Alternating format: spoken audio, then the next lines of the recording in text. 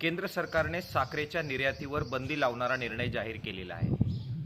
देशभरातील आणि विशेषतः महाराष्ट्रातील ऊस उत्पादक शेतकऱ्यांसाठी हा अत्यंत वाईट अशा प्रकारचा निर्णय आहे।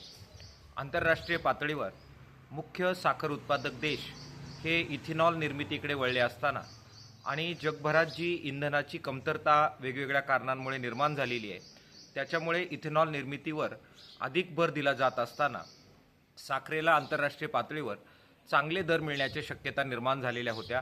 याचा सरळ फायदा हा भारतीय शेतकऱ्यांना आणि साखर उद्योगाला मिळणं हे स्वाभाविक होतं।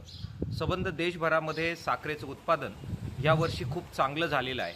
मागील वर्षीचा सुद्धा साठा अजून उत्तर प्रदेश आणि महाराष्ट्रामध्ये शिल्लक आहे। अशा पार्श्वभूमीवर ही अतिरिक्त जी साखर आहे तिला निर्यातीला प्रोत्साहन देण्याची आवश्यकता होती। गेले अनेक वर्ष साखरेच्या विक्री मूल्याच्या बाबत सकारात्मक निर्णय न झाल्यामुळे साखर उद्योग अगोदरच संकटात होता। FRPची रक्कमसुद्धा शेतकऱ्यांना देता येणार नाही अशी अनेक साखर कारखान्याची स्थिती महाराष्ट्रभर आहे। अशा पार्श्वभूमीवर FRPची रक्कम ही शेतकऱ्यांना मिळावी, साखरेला चांगला दर मिळावा आणि साखर उद्योगाला संजीवनी मिळावी, याच्यासाठी खरं तर निर्यातीला प्रोत्साहन देण्याची आवश्यकता होती।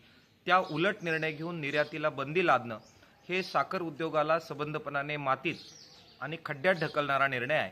केंद्र सरकारने हा निर्णय परत त्याचा फेरविचार करावा आणि तातडीनं निर्यात बंदी उठवावी अशी मागणी किसान सभेच्या वतीनं आम्ही करतो आहोत।